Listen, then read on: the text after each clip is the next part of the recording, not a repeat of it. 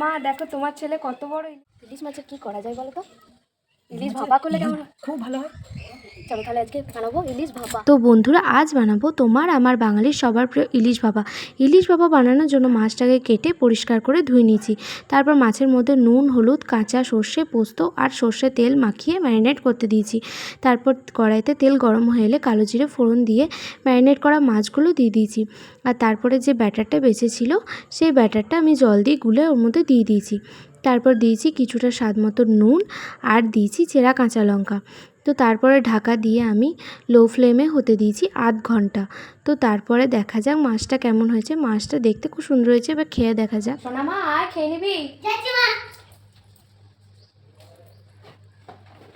আমার সোনামা অনেকক্ষণ থেকে খাওয়ার জন্য অস্থির করছিল। ইলিশ মাছ ভাজা আর ইলিশ ভাপা দিয়ে ওকে খাবার দিয়েছি। তো দেখি ও খেয়ে কী বলে, কেমন হয়েছে রান্নাটা খেতে। মা দারুণ হয়েছে।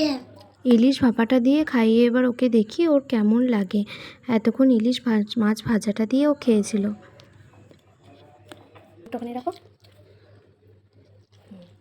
তো বন্ধুরা সত্যি ইলিশ ভাপাটা অসাধারণ খেতে হয়েছিল। তো এরকম ভিডিও যদি আরও পেতে চাও প্লিজ আমার পাশে থাকো, আমার চ্যানেলটা সাবস্ক্রাইব করে দাও, আমাকে ভিডিও বানাতে মোটিভেট করো। তো এই পর্যন্তই, আজকের মতো টাটা।